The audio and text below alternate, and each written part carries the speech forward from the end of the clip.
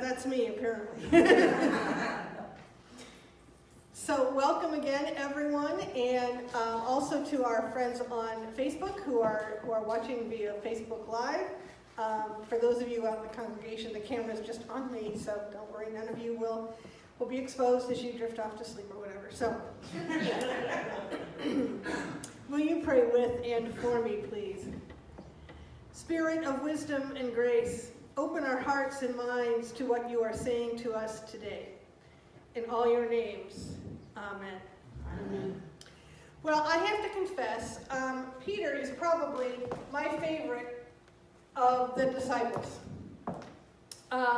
He really probably should be the patron saint of good intentions that fall short. Time and again, as we read through the Gospels, we see examples of when he almost does the right thing, or comes really close to it, and then boom. For example, when Jesus calls to him on the lake, when they're on the lake in the storm and Jesus is walking on the water, Jesus calls Peter to him, and Peter manages to actually take a couple of steps on the water before he just sort of loses the faith or whatever, and he starts sinking in the water. And again, when Peter and James and John see Jesus with Moses and Elijah on the mountain, the Transfiguration, Peter doesn't even know what to say, right? He just sort of babbles and carries on and just says a bunch of nonsense because he doesn't know what to do. He was allowed to see this wonderful sight, but he doesn't know how to handle it. At the Last Supper, when Jesus goes around and washes the feet of all the disciples, Peter is the one who says, no, you're not going to wash my feet. You're not going to wash my feet. And Jesus says, well, unless I do, you can't partake in my kingdom. So again, Peter doesn't quite get it. And then the biggest one, of course, is after Jesus' arrest, Peter does follow him to the house of the high priest and to the guard tower and so on. Unlike most of the rest of the other disciples who run away, Peter stays with him. But when he's challenged about being a follower of Jesus, he falls short. He denies 3 times that he even knows Jesus. He had 3 chances to get it right, to act with truth and integrity, and he misses every single one. He almost has it right. Poor Peter almost gets it right time after time, and he always drops the ball. I won't say whether that's more about the Cubs or the Sox, but that's another story. So here, in this reading, in a private moment at breakfast with the risen Christ, he has one more chance to get it right, to do the right thing. And Jesus asks him 3 times, Peter, do you love me? And every time, Peter replies that he does. And he even gets hurt that Jesus even asks. And Jesus responds with the same command every time. Feed my sheep. Feed my lambs. Feed my sheep. In other words, Peter, if you say you love me, show it by caring for people, for my people. Stop fishing and go be a shepherd for my people. These 3 affirmations, and a very nice literary parallel, erase Peter's 3 denials. In this way, Jesus forgives Peter for Peter's doubt and failure. Forgiveness is tough. I'm totally with Kathy on this one. I would guess that we all carry some anger, pain, wounds caused by someone that we cannot forgive or find it difficult to forgive.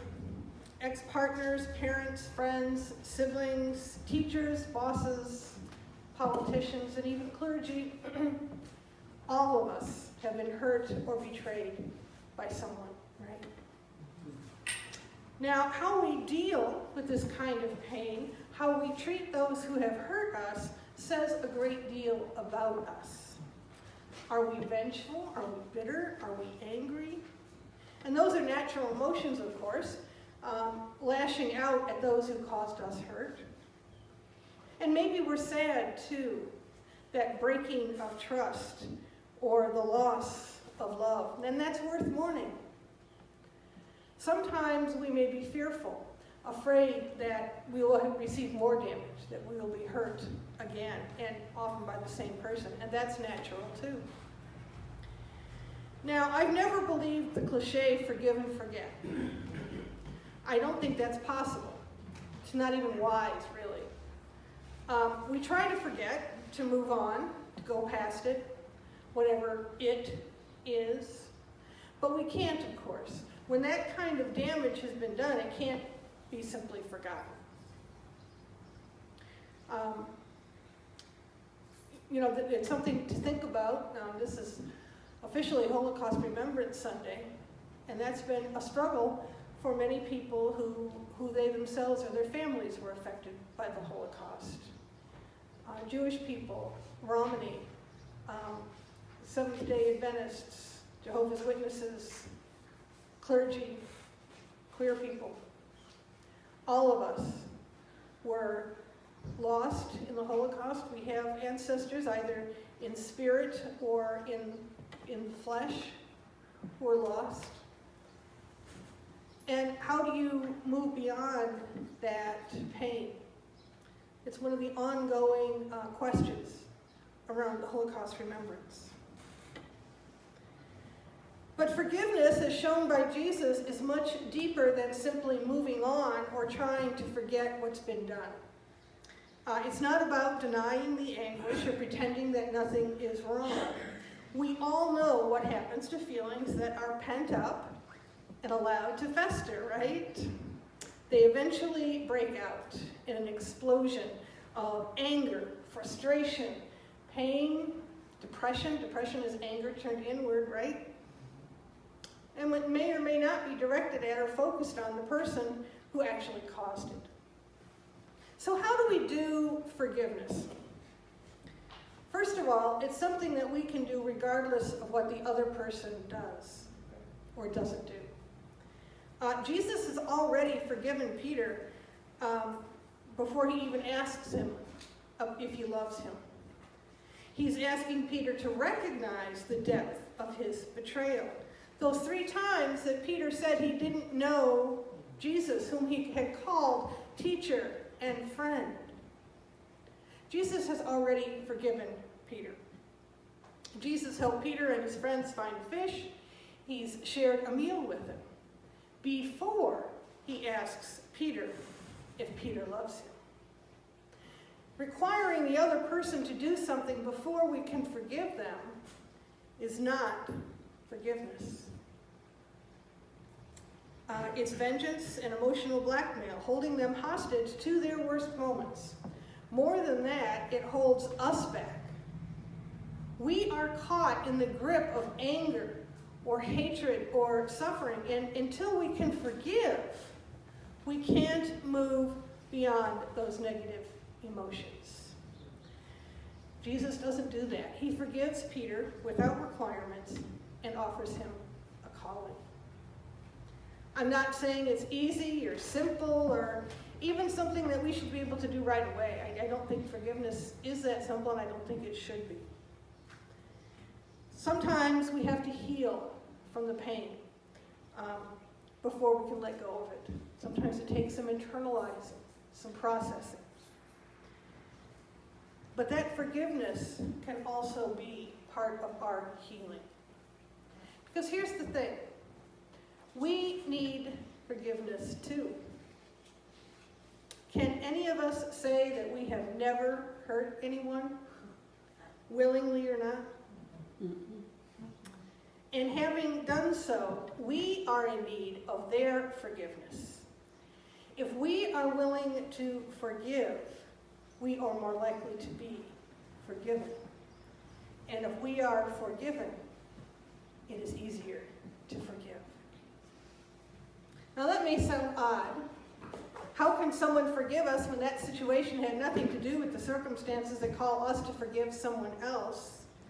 There's no connection necessarily between what we are forgiven for and our need to forgive, so how can it matter? But there is a connection, larger than specific situations or contexts. When we recognize our need for forgiveness, it's easier, almost overwhelmingly easier, to forgive someone else. Knowing how we have fallen short of our own ideals, we can recognize that others do the same. Knowing that we have shadowed places in our hearts, in our spirits, but that we are much more than those moments of fear and anger and bitterness, we can let go of those moments when others have acted out of their shadow selves. Aware of our own need for forgiveness, we can forgive others. That's really what it boils down to. In that forgiveness lies our peace and the freedom to move on from our anger and pain. We haven't forgotten anything, but we've let go of the pain. Again, it's not easy to let go of the anger, to recognize that we too need forgiveness. But when we forgive, not forget, but forgive, we can actually move on more easily. We let go of those bitter thoughts, of that baggage weighing us down. I was at a retreat once. There was a skit about forgiveness, and it was a woman. It depicted a woman. It wasn't really a story. It was just sort of a presentation. But there's a woman carrying this huge, heavy suitcase, and that was her pain and anger and resentment and fear. It had all these words on it. She couldn't get anything else done, even though things that she loved and wanted to do. She was pantomiming, trying to cook, trying to paint, trying to feed a child. She couldn't do it because she had to drag this suitcase of pain and frustration and anger and lack of forgiveness around with her. And at the end, she managed to break that chain, the chain that was tying her to the suitcase, and she left it behind. It was at the foot of a cross. This was a long time ago, in another life. But she left it, and she was then able to dance. She could move freely, build a house, and paint that picture. She wasn't dragging that pain around anymore. She literally left it behind. It's a very concrete illustration of what we do when we forgive, when we let go. And in this season of resurrection and new life, as we celebrate our Easter tide, as we celebrate hope, a new hope, I was going to say, we can experience our own resurrection if we can forgive and allow ourselves to be forgiven. May we all find that openness of heart and spirit of forgiveness, our own and others. In all God's names, amen. Amen.